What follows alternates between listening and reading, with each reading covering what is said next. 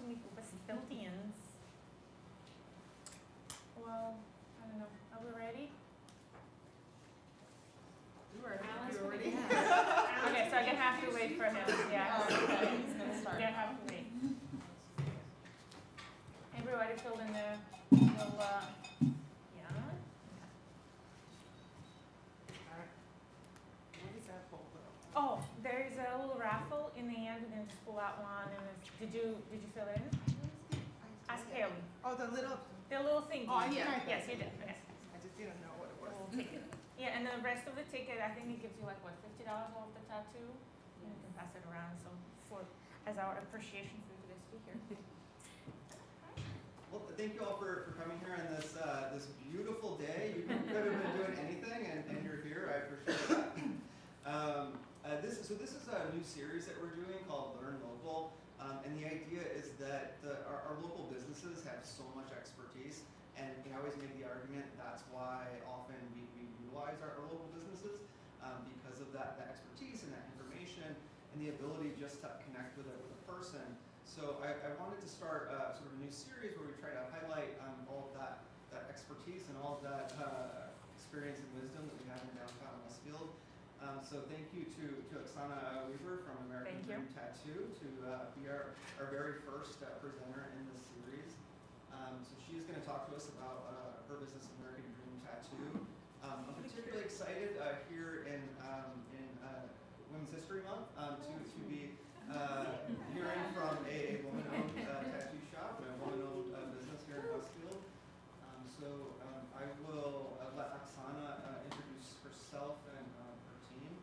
And then Samantha Horning from Downtown Westfield is going to be helping us as our moderator. Hi guys, so my name is Oksana. This is my partner Paloma. And this is Katie, she's our artist, and that is Haley, she's our assistant, shop assistant. So we're just gonna talk a little bit, it's like a casual conversation. So if you guys have any questions at any time, just raise your hands, ask. And we're gonna have a little slideshow, so if you ever have questions about whatever you see on the screen, go for it, ask. So I guess we're gonna. You want me to kick off with some of the questions? Oh, you wanna ask questions? That would be cool. Yeah, let's do that. That's part of the conversation. Yeah, sure. So we know your name. Yes. So how long have you been a tattoo artist? So I started in 2012. My apprenticeship ended in 2013. So I've been tattooing for 11 years at this point. I remember the time when people ask, and you like tattooing only for 6 months, and you kind of like, yeah, it's a little over a year. You know, you like lie a little, and all of a sudden somebody asked, so much time later, and I was like, oh, it's been 11 years. So yeah, time flies. And Paloma, I've been tattooing as long as I have. Yeah, I've been tattooing since 2012. I started my apprenticeship in 2012, started in 2013 to tattoo, and I've been alongside with Oksana ever since. Yeah, we're apprenticed together, Oh, wow. and we end up opening a shop. Yeah, we worked together in Jersey City, that's where everything started, and we had never been apart ever since, all the way to opening our own business together. So it's been a very interesting and wild ride all the way to here. So. And Katie, what about you? I actually started my apprenticeship under them when they opened the shop. I started in 2021, I think, when they opened here in Westfield, and I've been tattooing since 2022, so 2 years now. And this is the fun question. What do you enjoy most about your work? Amount of people, I guess, the amount of like people from different sides of life, like you don't know who you're gonna meet next. Like first it could be, I don't know, you meet chefs, you meet doctors, surgeons, you meet, like just, you think of that and they're getting tattoos and you would think like, you know, sometimes we have a stigma that like, oh, this, you know, certain profession doesn't allow tattoos, but like in reality, like, I think every like what, 5th person I heard have a tattoo. So I like the part of like meeting people from different sides of life, and you just learn about their profession, and they eager to learn like about tattooing too. That's pretty cool. How about you? Yeah. For me, it's a lot of the relationship that you create in this very intimate space. It's something that is like a connection between two people, and just the amount of trust that people just give to you. I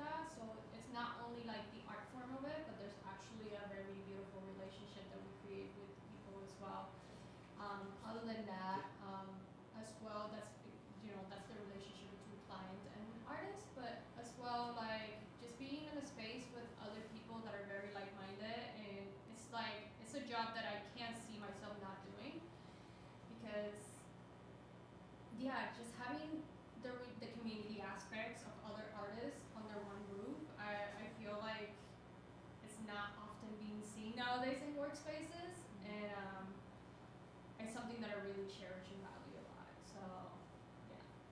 And about the trust part, we spend so many hours with those people. Like some people come and they sit in the chair for 3 hours, but some people come back and they come back, and we spend like 20 plus hours just talking, getting to know each other, know about their families and their career passes, and then how life changes. So it's amazing. I mean, just what you guys all said, you know?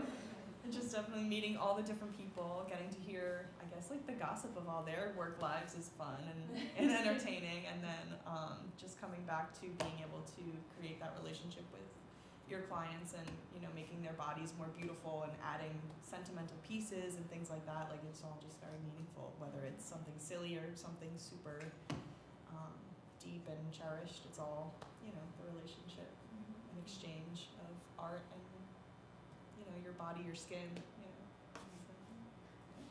Oksana, how many artists do you have in your studio? So it's 3 of us. We have 3 partners that owns the business. It's 2 of us and another partner, which is a guy.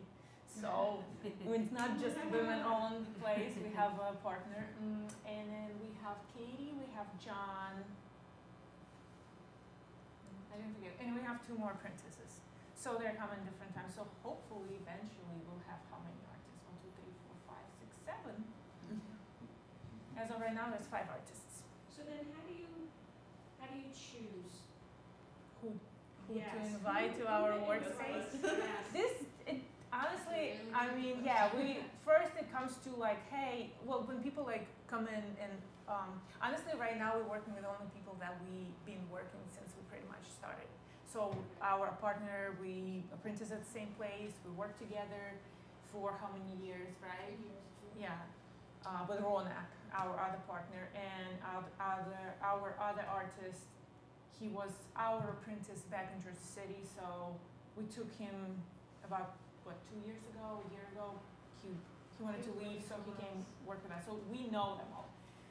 What comes to, like, we would love to hire a new artist, but that's how it comes to the part where, like, we spend majority of our lives at work, like 8 hours we spend at work with these people, so we need to, like, be very careful who we invite in that space, because, like, you know, people can contaminate the space that you build.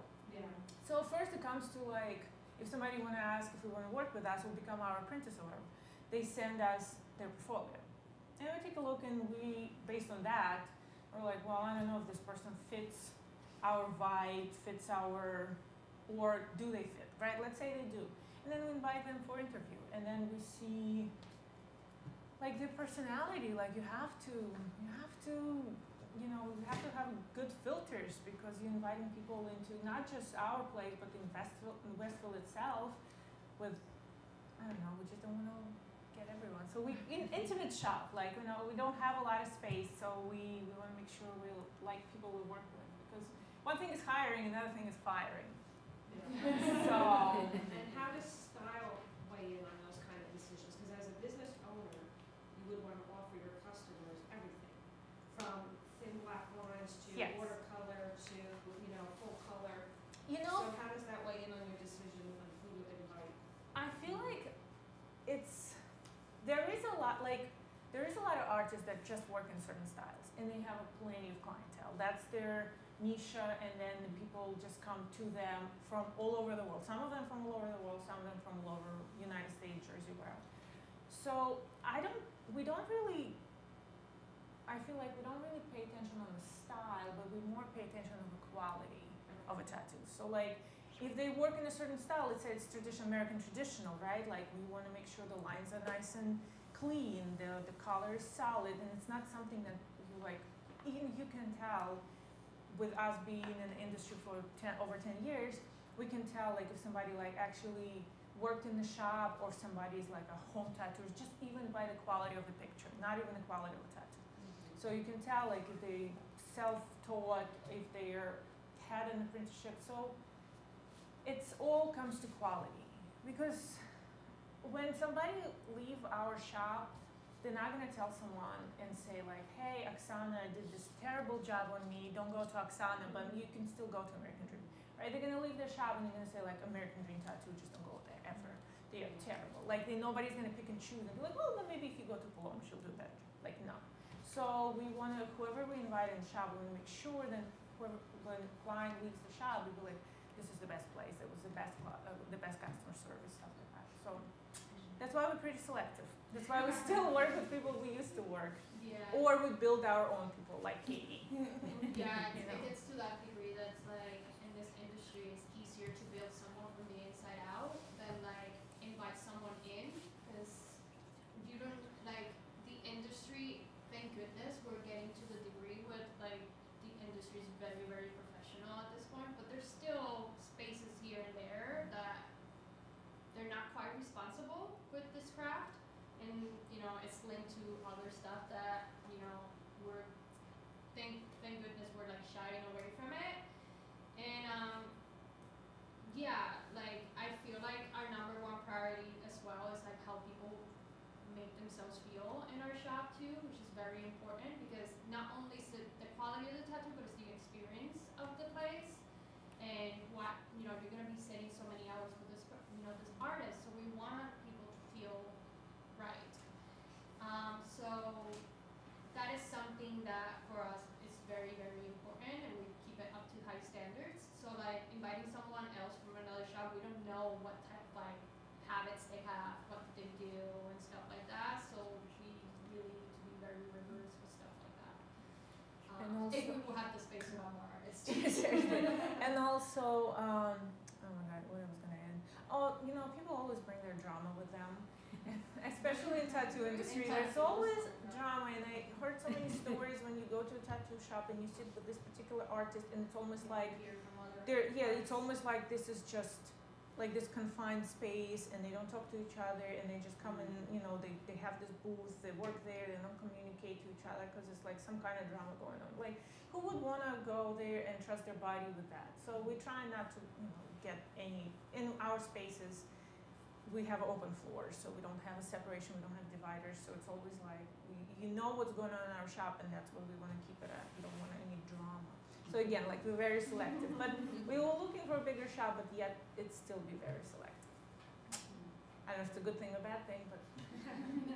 And just going back to like the apprenticeship, so what does it take to become a tattoo artist as far as licensing? How long do you have to be an apprentice for, and that kind of stuff? So there's actually no licensing in New Jersey. Believe it or not. It doesn't exist. As long as your shop has a The license. shop is the one that owns the licensing. People don't have licenses. Like there's no such thing as like a facility where you go and you pass the test and you get your license. Yeah, we You can also get are- you can get your bloodborne pathogen, but then in Westfield in particular, there is a code, and you provide all the paperwork up to that code. Yeah, But there is a shops where the health department don't care. never. They see them once when they open and they never come back, and then there's whoever works there. We've seen that. So like in New York, for example, right, you will get a license. There is a certain thing, it has nothing to do with tattooing, it has more to do with the cross-contamination, but yet you get a license. In New Jersey, there's no such thing, but there is a lot of requirements to actually, if you do it properly, and if we submit our artists to health department in Westfield, and there is a requirements, there is a paperwork what you have to submit, but and to open the shop.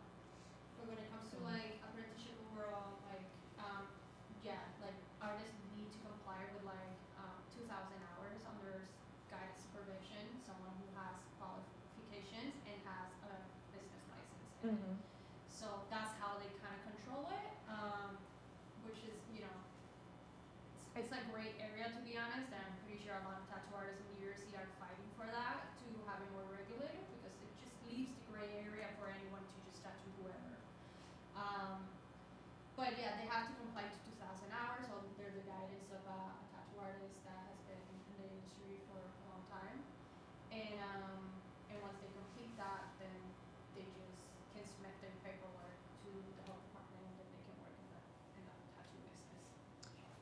also, that's why the fact that there is no such thing as licensing, right? I wanna like, people like stress on that, like that's why it's up to the client to like have their research done and then make sure they go to a professional shop and not just like hole in the wall or somebody from Instagram did inviting in their apartment kind of thing or somewhere, right?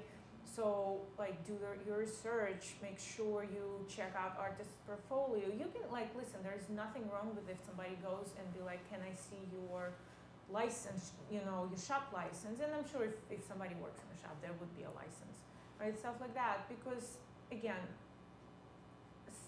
it is, but that's how, anybody can purchase a machine from Amazon and become a tattoo artist. I wouldn't go to a dentist without a recommendation. Although dentists don't invite you in their house. Yes. What is the 2,000 hours of apprenticeship include? Is that 2,000 hours of actual tattooing? No, 2,000 hours of being in the shop under, a tattoo artist that has been in the profession probably over 5 years or so. And what they do, they just take you through a process.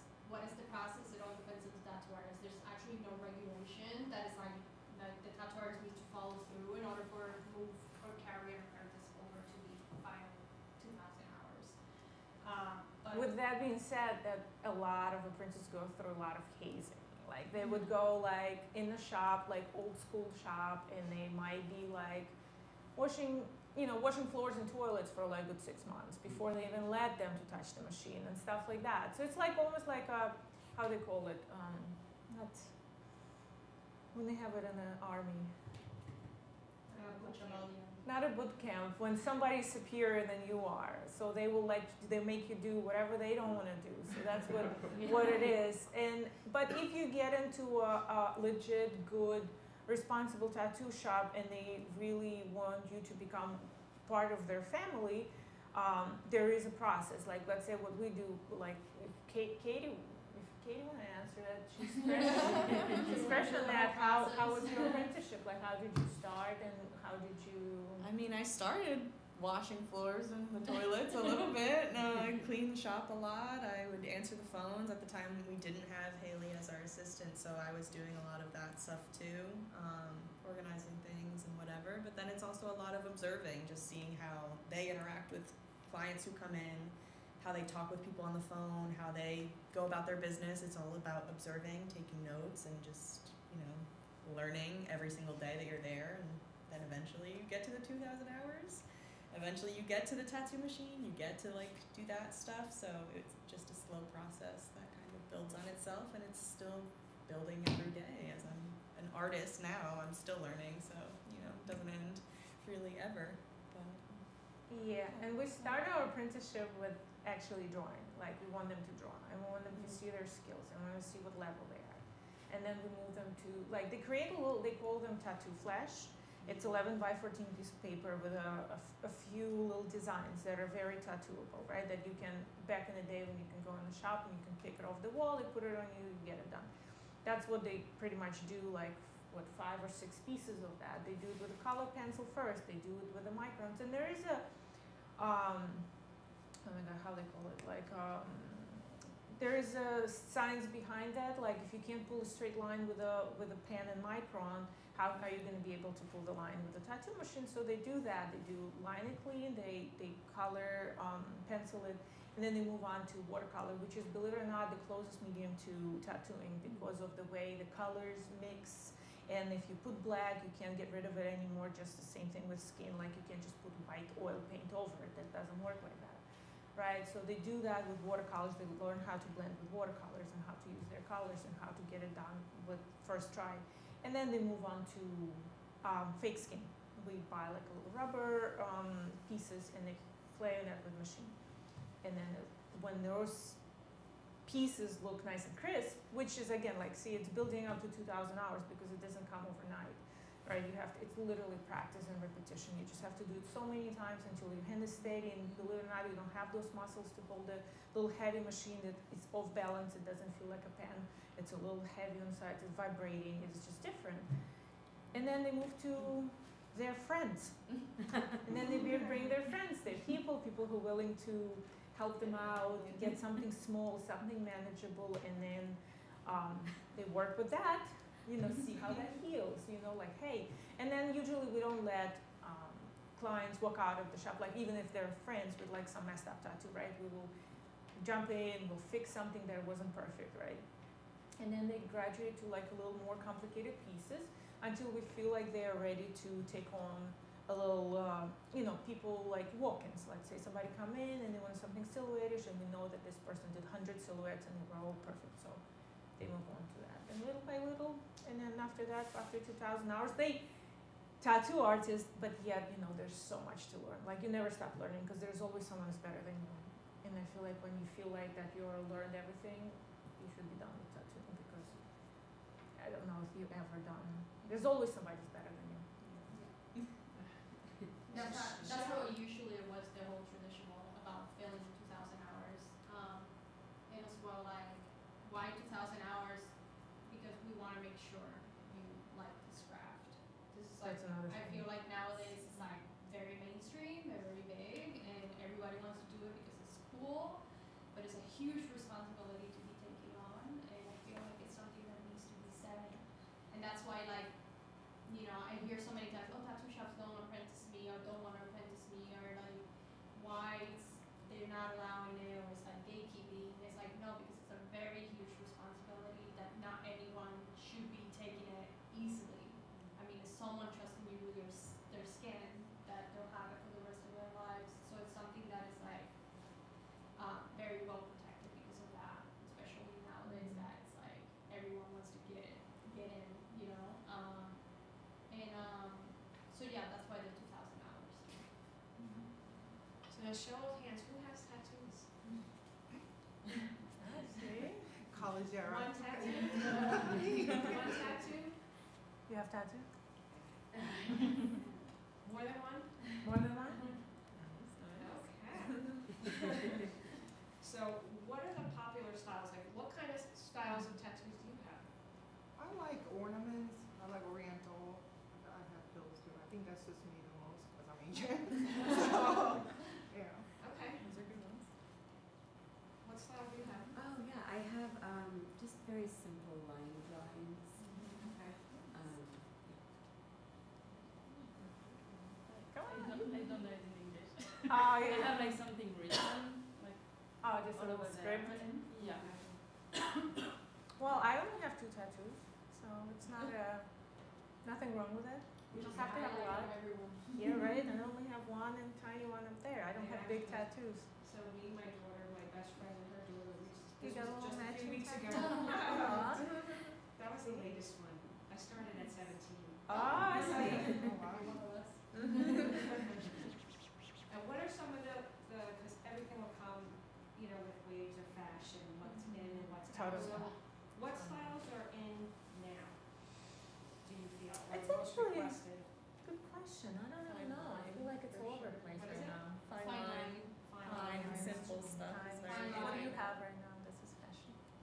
Oh, I have No, what you just recently Oh, got. The little heart, like Yes. that's Heart, like like- fine line, I feel thin that's the new line. thing. That's the new thing. Little Which is- flowers. Something small Which and is another dainty. thing to be more alert. Yeah. Because easy does not, like, simple does not mean easy.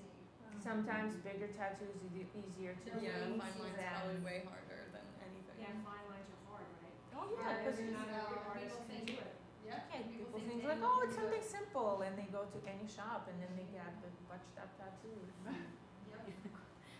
Yeah, well, this was my daughter's first. Aw. So we had to go with something small. That's good. Me and my mom did too when I started. I was like, tiny heart matching with mom. Yeah, Now here definitely we are. fine line, and like surprisingly, Transtemp seems like it's coming back. So Like the Really? the lower back? Yeah. Really? Yeah. all the 90s stuff is kind of coming back. So Yeah, it seems that way with the clothes too. yeah. At some Everything point. 90s is coming back. That's Yeah, what's 90s are happening. coming back for sure. Believe it or not, tribals, and it's Or not just like, Travels. but it's not like back in the 90s where they were like, I just want a tribal. people know why they're getting trapped. They're getting it because it's a 90s tribute. Yes, it's coming back. Yep. Yeah, we're seeing it inside the community, and you know, we all talk in the tattoo communities, and we're like, Once a oh, it dolphin, feels like it's happening. And how often do you get people that come in and they don't know what they want? Often. They just, and how do you navigate that? Oh my How God. do you get them to This is the sit in a chair? worst. Only because it's like nothing wrong with it, but I personally don't think it's a good idea to get tattooed for sake of getting tattooed. Like, I think you need to have an idea, at least of something, I don't know, like, because it's not like you go in the Target and you're like, I don't need anything, but I'm gonna go to Target and it's gonna find me. Because it's gonna be on your body till the rest of your life. So when people come into the shop and be like, I want a tattoo, but I don't know what I want, me personally, I can't even recommend anything because I don't know that person. Like if it was up to me, I'd be doing unicorns all day, right? But not everyone wants unicorns. So same thing with cover-ups. Like a lot of people come in, they're like, I have this tattoo, I need to cover it, but I don't know what to cover it with. You know what, there's artists in different countries, like I heard a lot of them are in China or Japan, where you spend 24 hours with the artist. And then they get to learn you, and then they give you a tattoo that they think will fit you. This is totally different experience, right? It's pretty incredible, but that's like not what we do in our shop, right? So I don't know. What's your take on that? So for me, like when someone comes in, and what I discovered throughout the years is when someone comes into the shop and they're like, I'm here, right? They just already, they're breaking that fear stereotype. Like, I guess like we have created that stereotypical thing of being For sure. afraid of being entering into tattoo shops, which again, we're getting better at it, I guess. And when I see a client coming in and they're like, I really want to do this, but I don't know what I want. I feel like it's more like, okay, step one is broken. They're in, right? That's the important part. They're in. Okay, cool.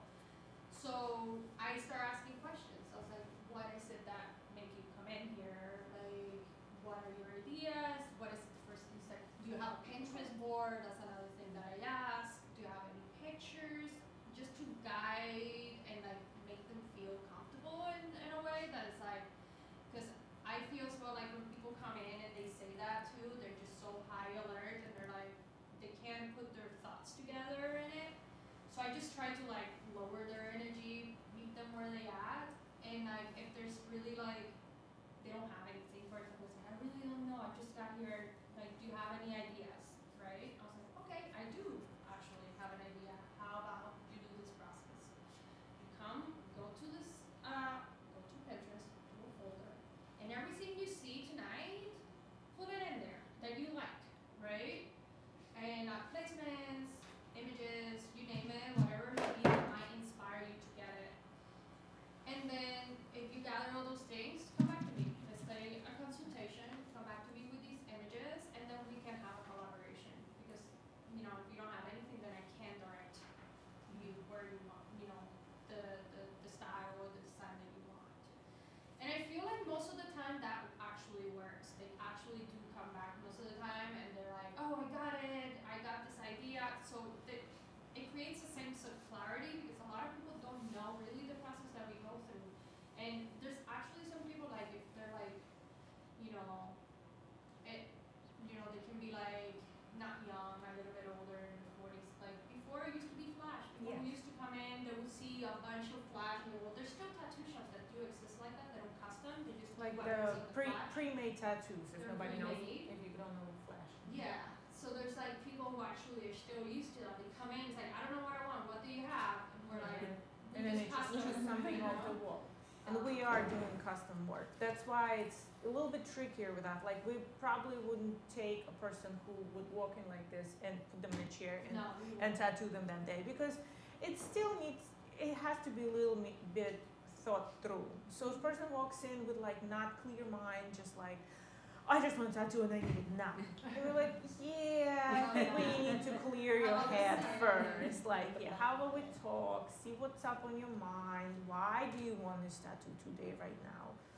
And then sometimes a bigger thing comes out, right? Like, oh, I need it because I just broke up with my boyfriend. I'm like, maybe it's not a good time for a tattoo. Stuff like that, so. And how do you feel about people bringing designs to you? Totally fine. We will tweak them. We will, like, it depends what it is, right? If there's something that their like best friend drew, I'll look at it and be like, okay, I can like make it a little bit more tattooable, we can do that. But if they bring us something that has like been done before, but some other artist would be like, well, we can do something like that, but maybe not exactly the same, you know, and then we'll just use the same style, use the same idea, but just the different elements. We will definitely customize the work, because worst thing is just to meet someone somewhere and you have two matching tattoos and you don't know that person. So Yeah, that's why like we call it references. It's just things for us to like have a direction with you, like to see what you have in your mind and concretize in like some visual, right? So we can have in the same agreement, so we're not like drawing blindly, right? We can draw whatever we want, but maybe it's not exactly what you want. So we utilize those references mostly for us to have a guidance of where is the direction you're heading towards when it comes to style, color, and stuff like that.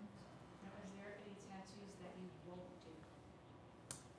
probably Oh, yeah. anything that is anti-patriotic, like, you know, I think one day somebody came over and be like, I want this like upside down flag, and I think that means something not very, yeah, or something that I have no clue what it is, and I'd be like, well, how about we'll like figure that out first, and then see like what that means. I wouldn't do any of that. Yeah, I wouldn't do anything, mostly placements, like face tattoos, hand tattoos, palm tattoos, unless you're like super heavily tattooed. Why is On that? The face tattoos and Yeah, stuff. face I mean, and hands. Well, hands more specific. I don't even have hand tattoos or face tattoos, so that can tell a lot. Right, we can tattoo, listen, I mean, they don't age well. Like hand tattoo, like finger tattoos, hand tattoos do not age well. You're constantly utilizing your hands, and like people think it's hidden. It's absolutely not. It's just right It's there. never hidden. Like when people go like, I want something hidden right here. How is it gonna be hidden? Everyone's gonna see it. And if you're not in industries like that, it's very. I mean, I need to sleep at night knowing that I'm. not doing I anything didn't cut you off opportunities in life in the future. So, for example, I had this client.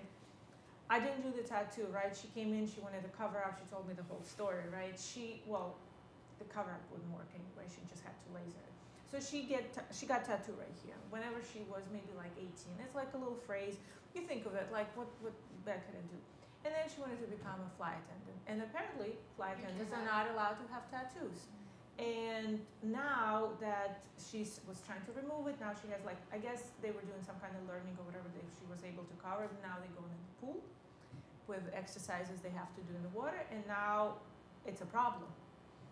Like, so when you're 18, 20, 25, like anywhere before 30, I feel like you don't know where your life is gonna take you, right? You don't know who you're gonna be. Even my husband, he's a police officer, he works in Newark, right? He has hand tattoos right here.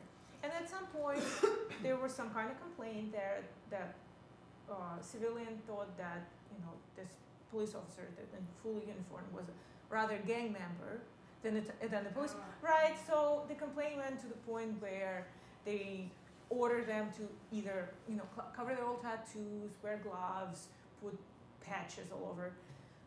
And it's summertime, it's July, they're all sweating in their long sleeve uniforms, like, it can bite you in the ass eventually, right? When your decisions of like having hand tattoos, having face tattoos, when you already like establish your career, right? Like, you know what you like, I don't know, over 30, which is still, who knows, right? And then all of a sudden this little finger tattoo or your neck tattoo is gonna stop you from getting a job of your dreams. Like, we don't wanna do that. So it's like, we're not gonna be the first one to mark someone's hands.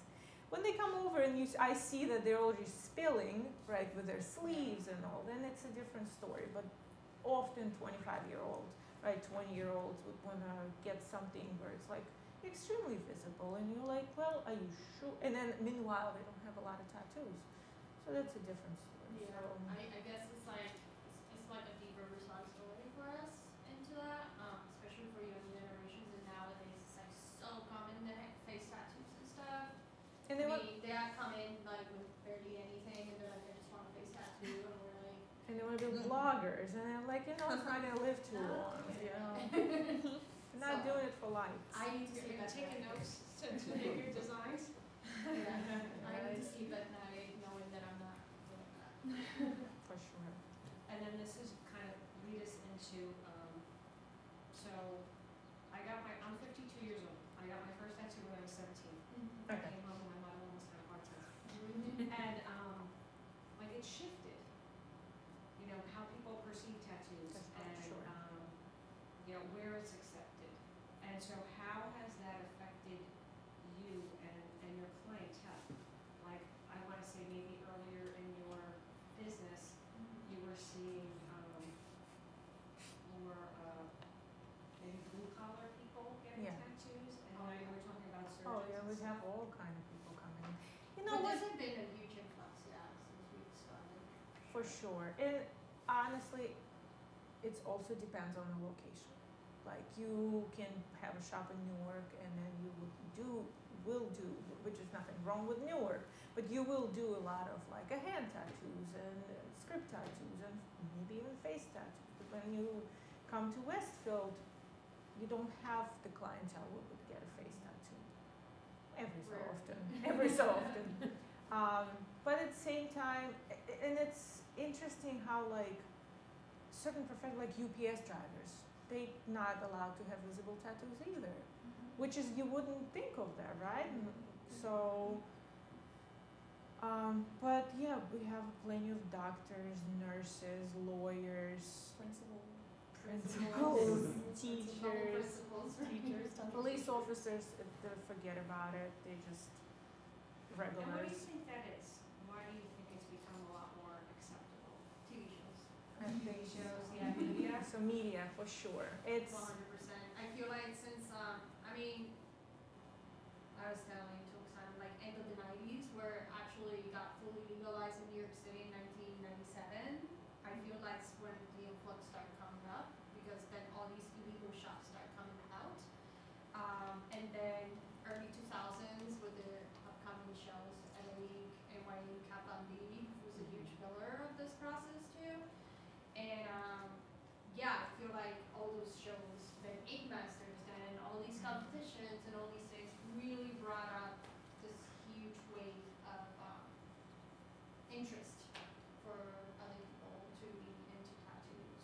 And I feel like the social media, for Social sure, media, especially things yeah. like Instagram when it's a visual, not just like text, where you can see people's picture, you can dive into like, you know, you can sneak into their like lives and see like what they do, how they Yeah. look.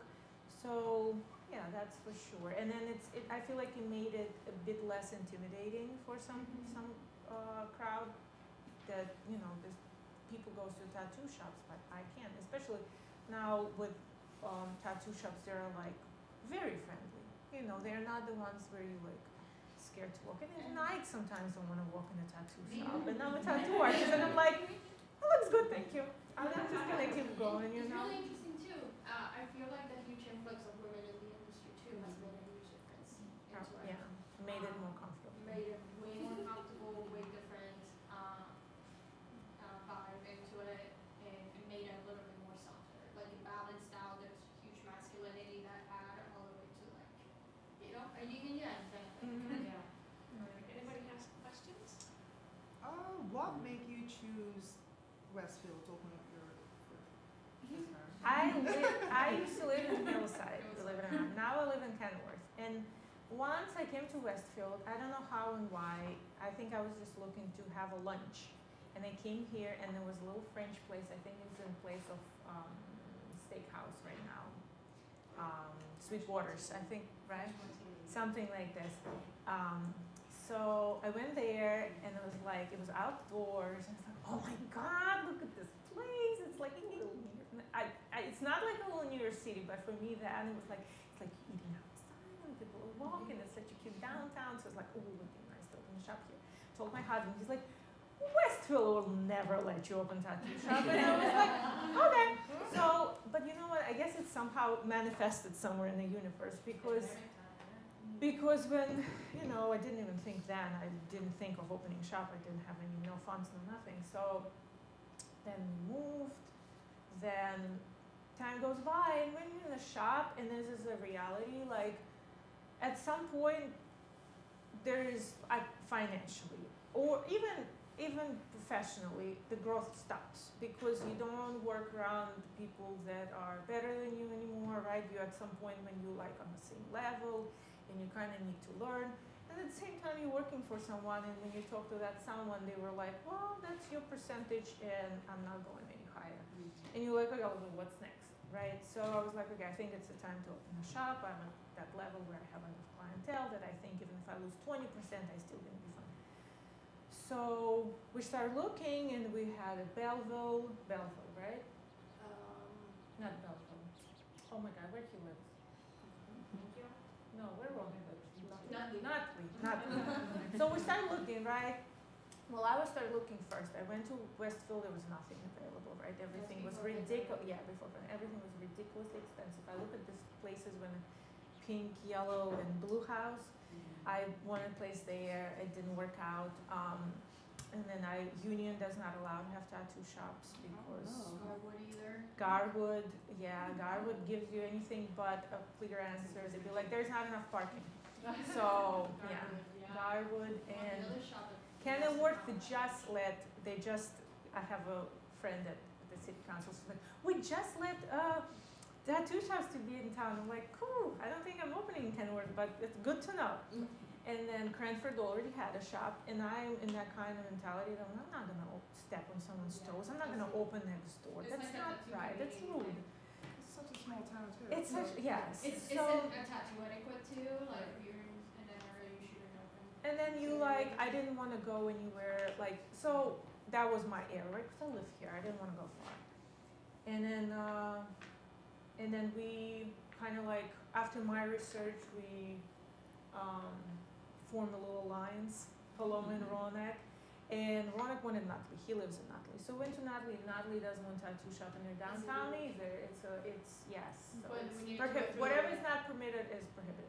Yeah, we need to go through the variants and Yeah, tried to change the code and all that, and then pandemic hits. And we're like, well, I guess we could pause on that. And then when it was June, May or something, when it was everything, April, I think. I think it was still kind of pandemic times, but we were together. I think it all was the time. June, and we came down to Westfield To check. to eat lunch. I don't know why we came to I think eat we know, lunch, I but it told was you. middle of Okay, I pandemic. remember. I told you, let's go eat lunch and let's scope around. That's what we was That's gonna what do, we but now I'm said. thinking it was pandemic, why would we do it? And But we anyway. parked in Times Square. And we parked in the parking lot, and we start walking out, and the place is there, and we're like, look at that place. I think it's perfect. So we called, yeah, and we looked around, everything else was like mad expensive, and then, well, not that it was expensive, it was way too big for our liking, like we can't afford 2,000 square. Some places did not wanna rent to tattoo shops, believe it or not, it still exists. And then we met with the landlord, and he's like, you guys are gonna be so good, we're gonna do so good in Westfield, and that's how it became. How it started. So yeah, we found a place and go for it. I don't have a tattoo, That's and fine. the main reason is I always think, what if 5 years or 10 years down the road, I don't, my perspective has changed. I don't like this tattoo anymore. So what are That's my options at that point? We can form an alliance. I'm the same way, that's why I don't have a lot. I tend to overthink. When I started, I was like, I'm gonna get sleeve, I'm gonna get something for my mom, get something for my dad. And then as time goes by, you don't get enough time to think. Like honestly, in my personal experience, I just don't have enough time to think about my own tattoos because I have to think about everyone else's. And then I was like, okay, I overthink, and I was like, okay, I don't want that anymore. Then at some point, I was like, I want a sternum tattoo, right? And I was like, and I got like 15 people in the door getting the same thing. It's like, well, it's not very unique anymore. I don't want that anymore. But then whatever I have, it just came like, not the spur of a moment, but almost like, I want that and a meaningful and I'm gonna get it. And then, I don't know, I still have them and I learn how to live with them. It's not like I don't like them, it's like, I feel like with my experience was like, I woke up and was like, I have a tattoo. And then you're gonna have to like accept that you have a tattoo. It's not that, it's not that you hate that tattoo, it's just something different to your body now and you have to like learn how to live with it. But yeah, I'm on the same page with you, especially I feel like being an artist, your taste will change. That's why I don't tattoo minors. I don't tattoo 16, 17, 18-year-olds because I feel like they will certainly gonna change their mind 6 months from now. I have a friend like this that I haven't tattooed yet because every time we meet, he has some new ideas and I'm like, no, you're not coming to the shop. So sometimes I tell people when they can make a decision, like if you can sit on that idea for a year and you didn't change your mind, come in and get a tattoo. But I don't even know what to tell about them. Yeah, I have a different perspective. There's also, go ahead. I'm just gonna interject, like, all mine have to do with my children. And Something that, That's the only rule that I told my daughter, now that she's got her first one, because it healed, and she was like, okay, when's the next one? And I said, it has to be something that's meaningful, and no one, unless you're blood related, your name is not allowed. Yeah. Those are my rules. I like your rules. that's a good rule, it is. Yes. I have a couple questions. You mentioned a cover-up, and I assumed that was covering up a tattoo. So what's involved in that? What Do you does want that to take mean? your perspective first on tattoos? Why would you get tattoos? Answer his question real quick. Oh yeah, I have the new perspective. I have so many tattoos, some of the tattoos that are live with already. I mean, I consider them like a rite of passage. It's who you were at that time, and like even if you change, it's really still you.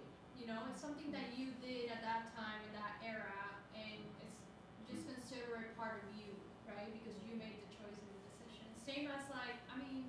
Previous chapter. Yeah, I see it as like, you can't take anything back, not even your words, right? So it's like, it is what it is.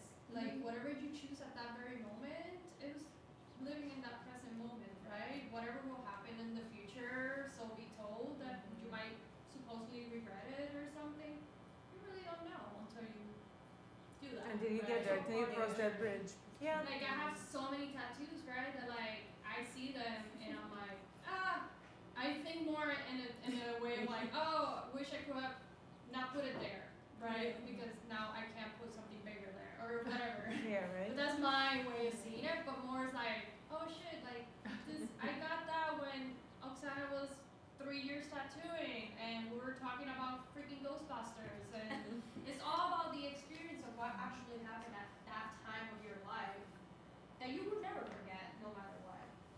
I feel they really mark you in a way, and you will never forget those experiences. And I feel that's like what keeps the tattoo like prolonged from your life. You know, Yeah. like that will keep it's gonna stay with you, and you're gonna see it, and you're gonna be like, yeah, it's like faded, but wow, that was really cool. And like when I was 25 and hanging out with Joe and Paul or whatever. I don't know. I feel like as long as it's done professionally and not Exactly. like, something that you regret just the way it looks. That's you know? mainly it. I mean, as long as you have 100% like where to go, Good tattoo the art. good tattoo artist, the system, and you had a good experience, I don't think you would regret it. You would regret it. You know? Now we're gonna go back to cover. Yes. Yeah. So cover ups.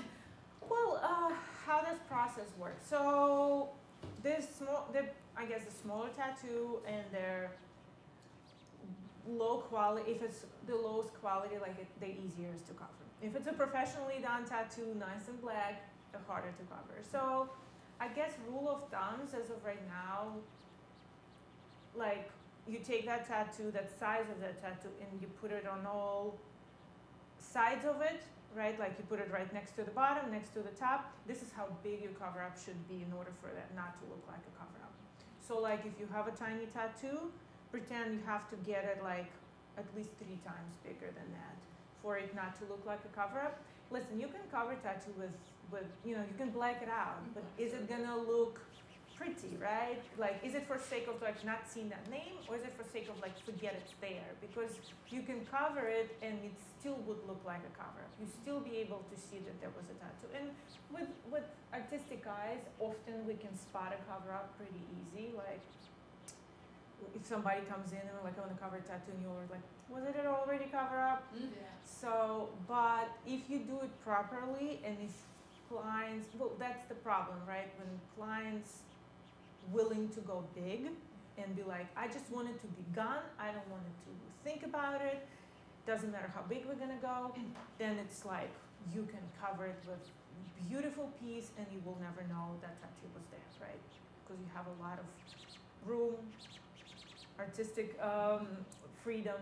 But when there is something small or something decent size and person doesn't want to go bigger than that, then it's a challenge. Then we have to be like, you either have to be open to our designs, because that's another thing, right? People be like, I want to cover this tattoo with a flower, and you're like, it's not going to work. The flower is not going to cover.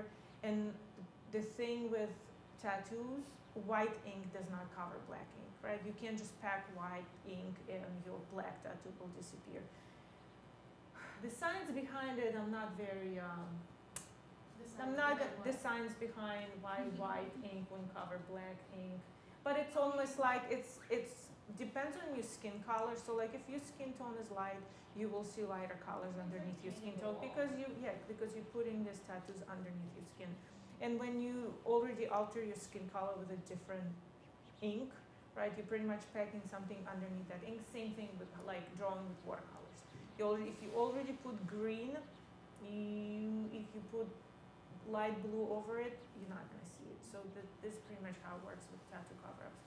So people who want to get tattoo cover-ups are limited in their designs, limited in their sizing. Often we send, when it's something unmanageable, we send them to laser removal place and be like, why don't you go do a couple of sessions, come back, and then we'll talk again. That works every so often.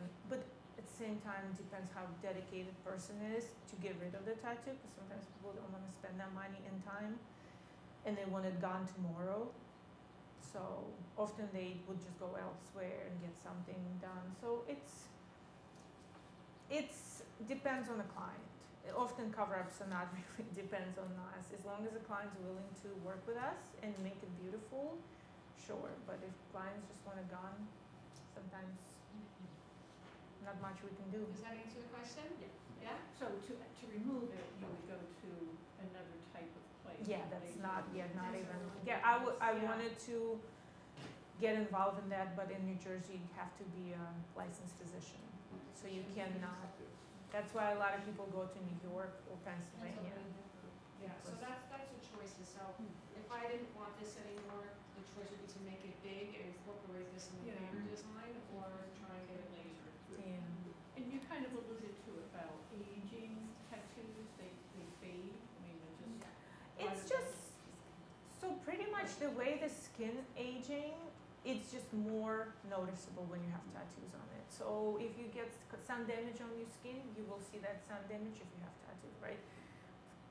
Example with my husband, he wears like a tank top during summertime, and you can see how on the shoulders his tattoo is more faded than the one that covered because of the amount of sunburns you get. And then that pretty much go to back to the, hey, take care of your skin and your tattoos would look as good as your skin would look, right? So like if you moisturize, if you use sunscreen through your entire life, then your tattoos would look nice and bright.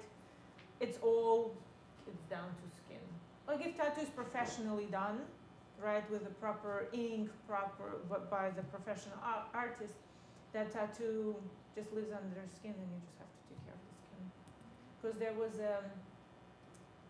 a video, believe it or not, on social media. Somebody got a burn on their hand. The tattoo was pretty faded, and you know how when you get burned, you get blister, and then blister come off. Blister came off. There was the brightest tattoo underneath that blister because it was underneath that skin. So it's all comes down to how you take care of your skin, the first layer of your skin.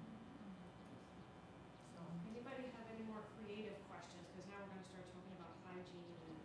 Oh, I could ask you one thing. So I think the tattoo scene is changing a bit because of social media and there's a different platform. My thing is, I think people who want to learn tattoo or want to get tattoo, if they really want it, they will find a way to do it.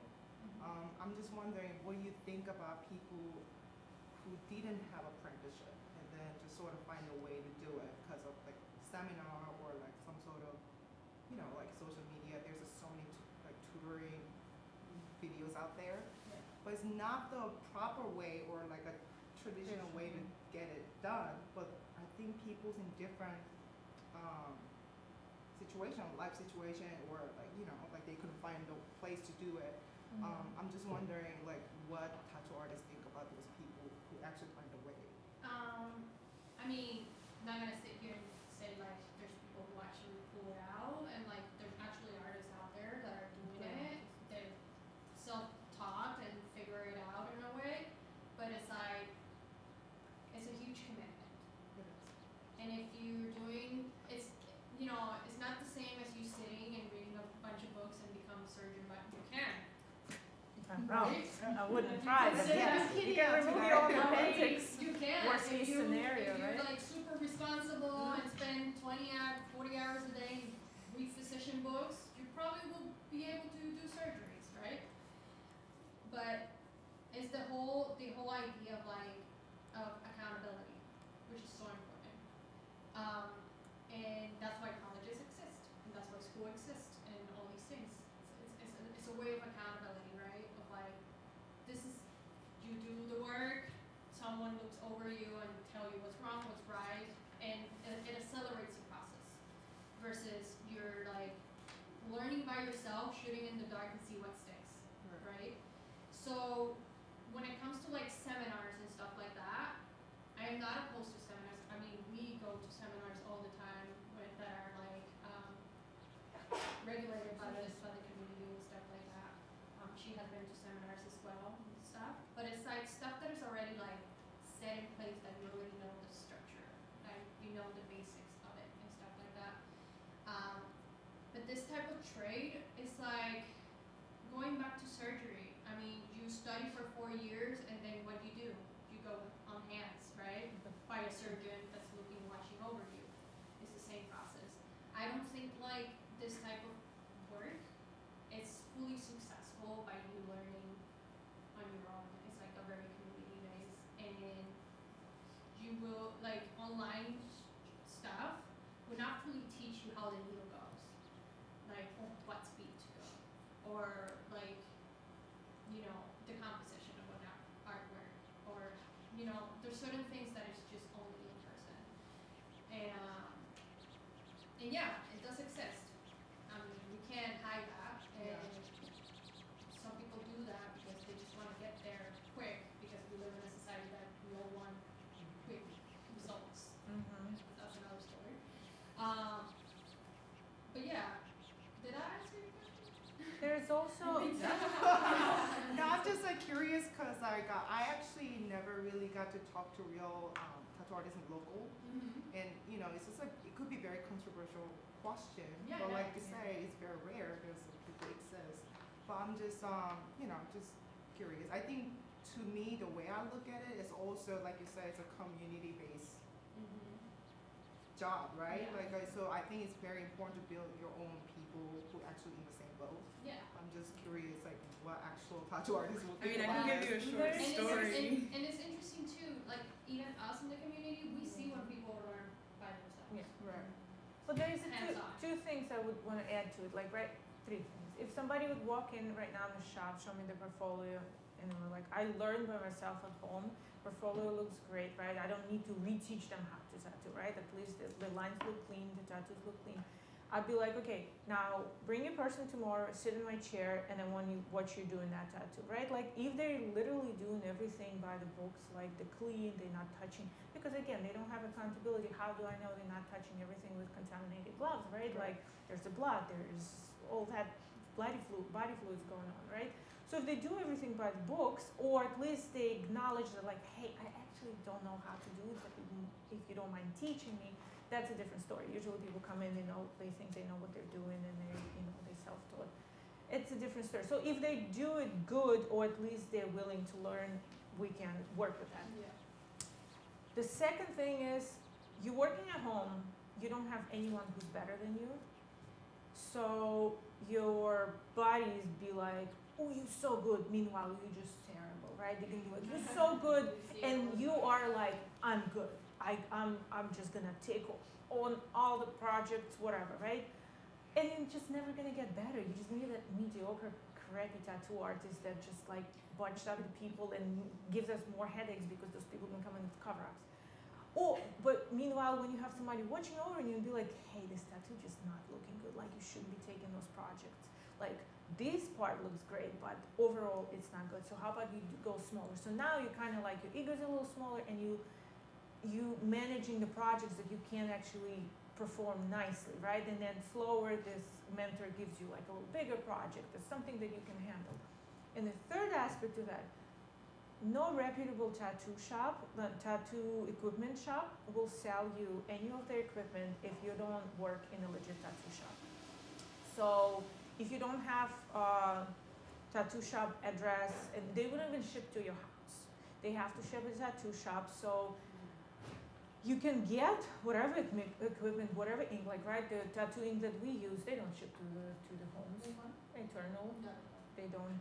Right, the needle place would. You can buy all that stuff on eBay, but like, hey, how well that's gonna go? I don't know. Never tried. So yes, so this is aspect to that too. Like, you work from home, you teach, you're self-taught.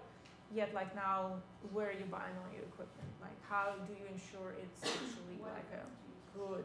But that's the thing too, with these seminars that are coming up, right? I mean, we can't control them, but it's like,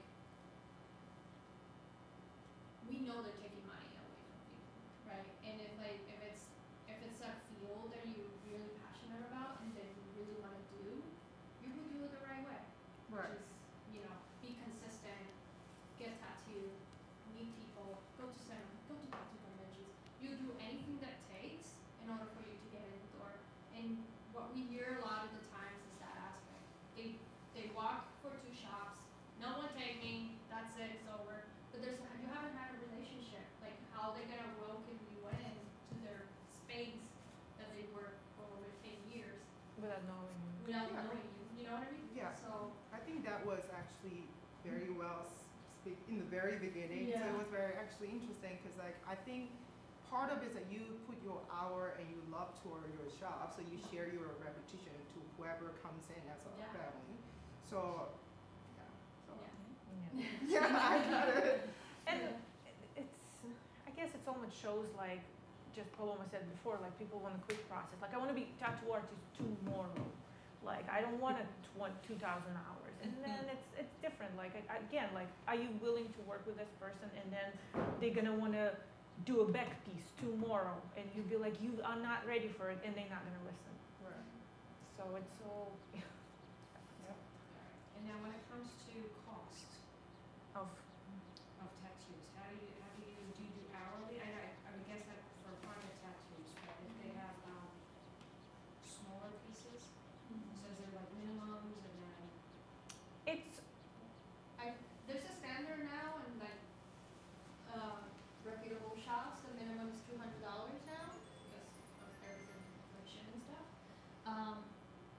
So that's the baseline for everybody starting at this point. And then from there it's just like, not some people charge by the piece, some people charge by the hour. So it all depends on like how long they've been, what specifics they do. Like Oksana does, portrait realisms. Like I can't even do a portrait realism on paper. So you kind of measure out like how intense or rigorous is the design in order for you to make your prices.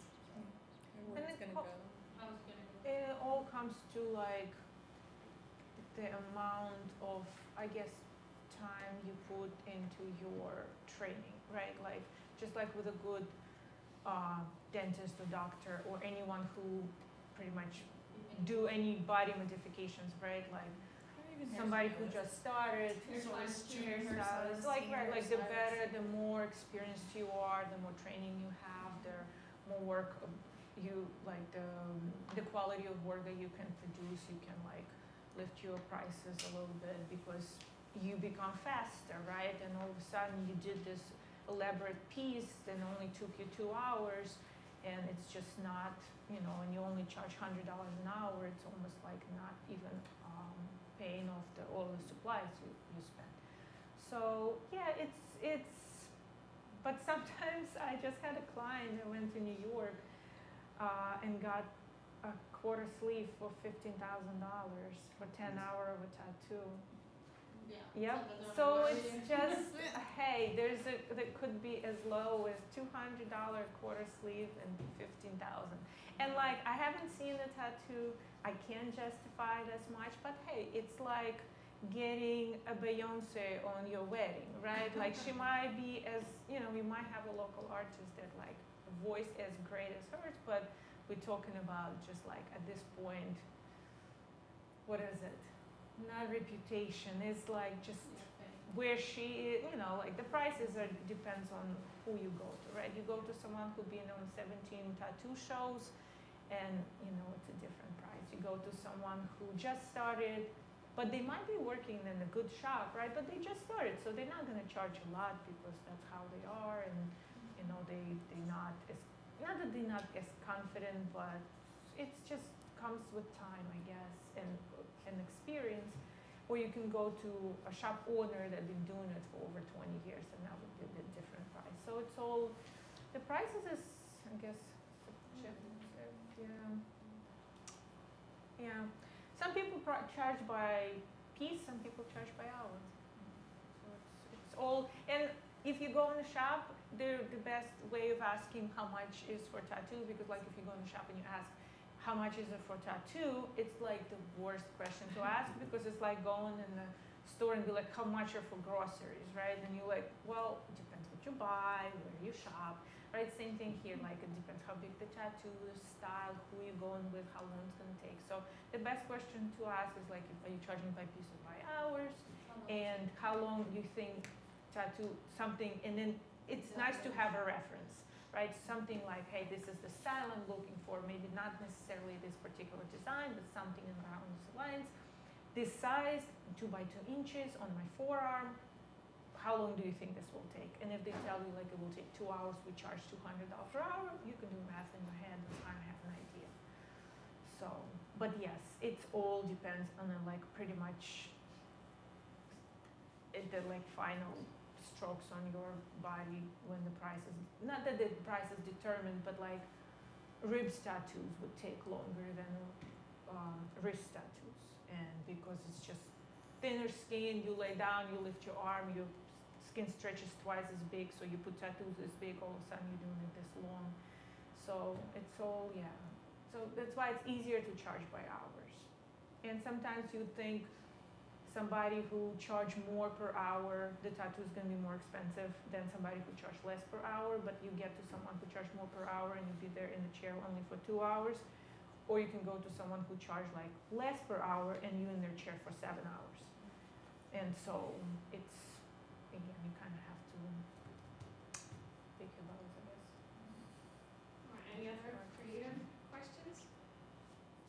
All right, so we're gonna talk about like the ink, because I know you saw on TV and like people doing their own and they use just black India ink they can get at Michael's. So when black ink, What? I'm not even wherever this one. so when you're buying your professional ink, Yeah. when we say ink, what's in it? The question is, we don't know, but it's still, we don't know. The thing is, so the professional ink websites, some of them, they would say, how did phrase that the ingredients are The FDA does not regulate tattoo ink. That's just not something they do. But the reputable companies that we trust and we supply in the shop comply with FDA standards that would exist for anything else that would be injected into the body. Even though it's not regulated, these companies make sure that they meet that standard. Yeah, they won't list ingredient list. Because it's probably a bit scary. Because sometimes you buy a cookie in a Trader Joe's and you read the ingredients list and you're like, I can't even pronounce half of this stuff, right? So I'm sure if we read the ingredient list on black ink, it wouldn't be fun either. But There's not even ingredient list. exactly, so you can't see the That's why I'm ingredient. like, I don't even know what it black. But it's certainly not a paint or not a not a Michael stuff. It's something that's been tested and FDA compliant, right? Compliant with Yeah, FDA and everything's regulations. vegan nowadays too. True. But yeah, I mean, I can read off some stuff we did print out because we saw the question. That's how much we. But I don't know how helpful this would be because it might be a bit scary. Oh, that's all right. It's probably more important to talk about the hygiene and the sterilization. So you're gonna do a tattoo. Where do you start? So we cover everything, right? We cover all the tables, we cover all our beds, we cover all our armrests. So everything that's going to be in contact with body fluid, any body fluid is covered. So it's easier to, and everything is non-porous. So even if there's something get to spill, we sanitize it afterwards. And yes, so everything, it's almost like, I compare it to dentists, like whatever this is not reusable, is not disposable, is covered. It's covered and easy to clean afterwards. So we cover our machines because they're not disposable, and bottles with a soap, and that's pretty much it, right? Everything, and a battery for the machine. Nowadays they're cordless, so we're like in the point of like a futuristic tattooing, because before there was a long cord to power supply, so now it's a battery. So all those three things are covered, everything else is disposable. So everything else goes to garbage. So we cover everything with saran wrap or special baggies or bed sheets. And then everything else, after everything is done, machine goes where it belongs, battery goes where it belongs, and the soap bottle goes where it belongs, and everything else goes to the garbage. And then we spray everything with Medicide. It's hospital grade disinfectant, antibacterial, anti-everything, killing. Might kill you if you drink it, probably. So we spray everything, let it sit for 15 minutes as recommended, and we wipe it clean. So everything, and obviously we wear gloves, and we don't touch anything that, so we're touching clients, and we're touching whatever is on the tray, and we're touching, that's it. That's the area that we're touching, right? And then if we need to take a sip of coffee, you take your gloves, we take a sip of coffee, you put new gloves on, and you go on. So it's not like we're reusing the same glove, right? If we have to go and have to talk to someone, you take your gloves off, you throw them away, talk to whoever you need to do, we'll fix your hair. We personally wear our aprons as well, so we don't get all the ink splatters. Sometimes it does happen. And then I personally wear sleeves because when you do I do big tattoos, so sometimes you just get your wrist on the person, so obviously you roll up your sleeves, you put plastic sleeves on as well. Every so often I wear a mask because I either too close to their face and I don't want to breathe on them, or every so often I would get like a needle cartridge that is a little too spitty, too messy, so I don't want to get it on my face either. But it haven't happened for a long time, so usually masks are just for not breathing coffee breath on someone. And are tattoo needles disposable? Disposable, all of them. Nowadays they make, like, used to be this long, there still are, depends what machine you use. There's actual needle, and there's a tube that goes with it, both of them disposable. Needles are all disposable, right? There's reusable tubes, but our shop is all disposable, so everything goes to the garbage. But nowadays they make actual cartridges that makes your life much easier. Everything is in there, different sizes. All you have to do is switch them, just like the dentist does with the bids, and then you just get rid of them in the end of the day. Okay, so Alan just told me we have to wrap up at 3:30, so I'm gonna. It's already 3:30? It's 3:19, Oh, so I'm gonna go through the rest Go of for the it, go for questions it. so you have time for discussion. So, what are the signs that someone is having a bad skin reaction? Usually it doesn't happen during tattoo, because during tattoo you can't really tell, everything's red anyway. It's usually after, and I feel like it's just such a rare occasion. Once in my 11-year career, I had someone who was allergic to red ink. Whatever cadmium probably that was in there. Some people are red. It seemed like the one that is like the most allergenic ones, especially like they don't even like make a lot of eyeshadows with red because they're like way too. Whatever uses in red color is cause allergies. So she had allergic reaction and her skin was prone to keloid, so that tattoo didn't go out really good. Like everything got raised. But at that point, you don't know until you know it, and this is the risk kind of you have to take. And there's a lot of people who, let's say, are allergic to things. I heard they were doing like this color swatch. They would do like somewhere where like not very visible. They would do like primer color dots, and they let them heal and see if they're allergic to any of those colors. And if not, they proceed with tattooing. But yeah, usually happens after. Often it's bad taking care of, like bad hygiene, not washing it properly, going to hot tubs, going to pools. Like this is all, you're not supposed to do any of those kind of public water, direct sunlight for good 2 weeks for it to completely heal. So because you have a major wound, like if you think of that. So that too. Allergic reaction to ink, like I said, I just saw it once. Do you? It's and if it's very rare. if it's a professionally done, if it's done professionally, it's good. If it's a bit maybe client or maybe artist is a bit new or not supervised, sometimes they can dig a little too deep, and that's when it causes like scabbing, thick scabbing, when the scab can come off with the ink. And like if scab is too deep, if it comes off, the ink comes off with a scab, so you will see those tattoos with like little white patches here and there. That's when it was scabbing too much and didn't heal good. It's all, you can all touch it out, but again, you have to warn the client and say, don't pick the scabs, don't peel it, because, if you don't let people know, they would know. Like I had a client the other day, he's going to Mexico, and I'm like, good luck. I mean, I think a lot of allergy reactions to the rare occasions do tend to be connected with like people have skin problems to begin with, like dermatitis or keloids. stuff like that. So there's already like a situation on their skin to begin with, a conflict to their skin that a tattoo is gonna make it reactive to. So, but other than that, I mean like all my years of experience, mostly like allergy reactions can come from that from outside of stuff. Like maybe they're like using antibiotics or something like that. Or using some ointment that it's. Certain ointments that actually reopen the skin and then it got reactive with that. And speaking of appointments, so just after you get your tattoo, how long do you have to keep it covered, and what kind of ointment do you recommend? I like my tattoo healed with Aquaphor. Like you can buy Aquaphor from the pharmacy. It's a healing ointment. It's like a baby diaper rash kind of thing. You can do that for 2 weeks, thin layer, not oversaturated. Paloma likes. I normally recommend unscented castor soap like Dr. Brenner's as a soap agent, and then vitamin E oil for the next 2 weeks.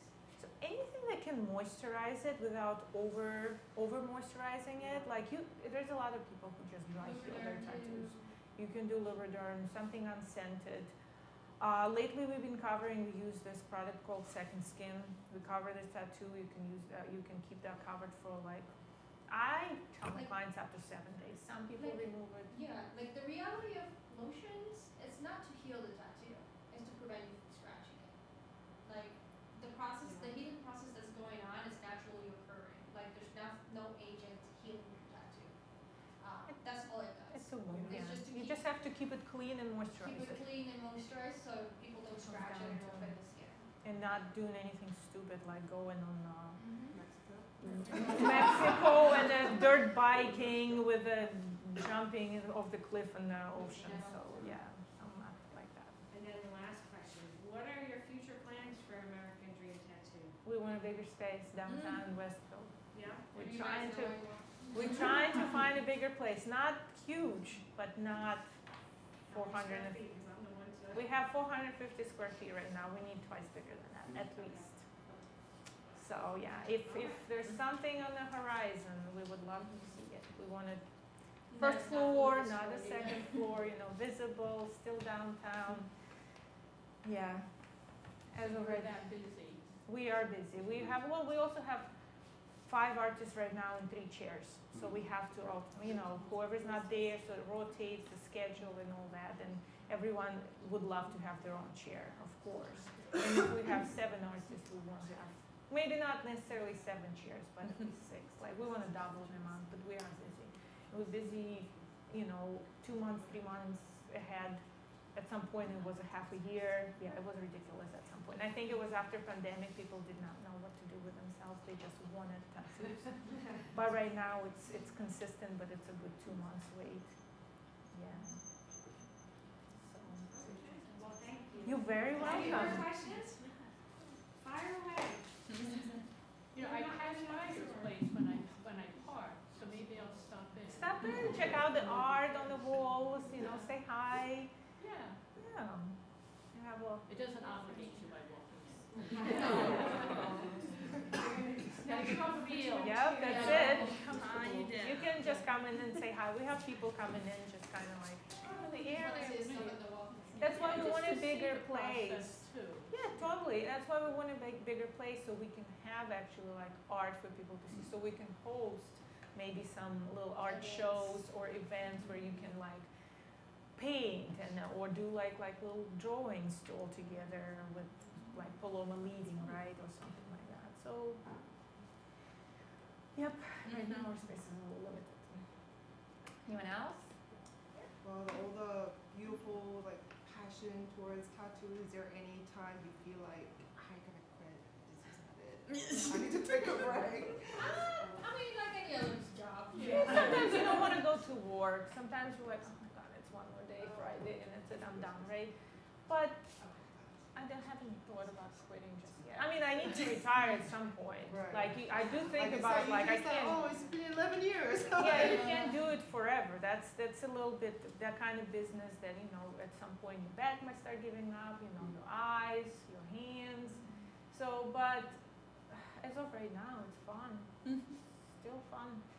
And it's this kind of business when you create and that's for apprenticeship, right? When you talk about apprenticeship, when you're done with your apprenticeship, nobody knows that you're a tattoo artist, right? So at some point when you establish tattoo artist and people know you, they come for you because of what you do, it's like a lot of fun. You can choose your own hours, you can choose your own designs, you can choose your clients that you want to work with, and then it gives excitement to the professions.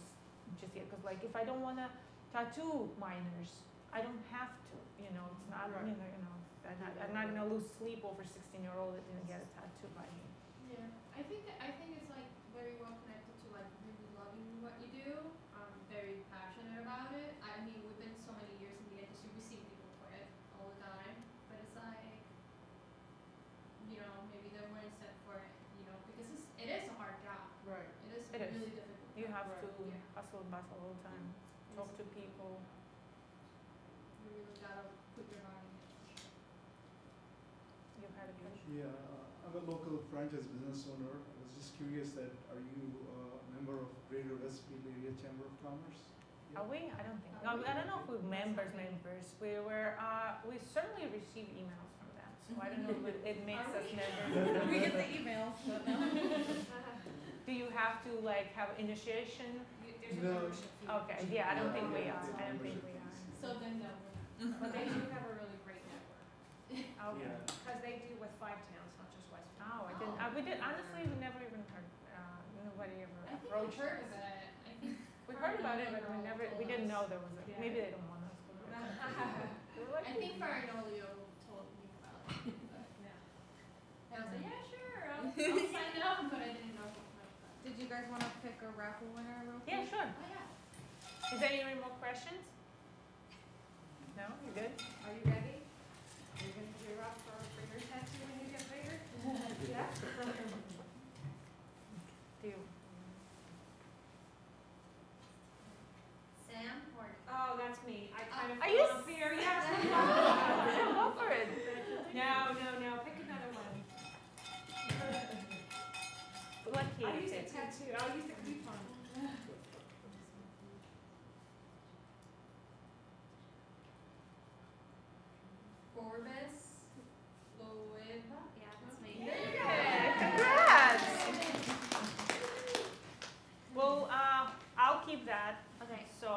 you show up. Okay, I know you.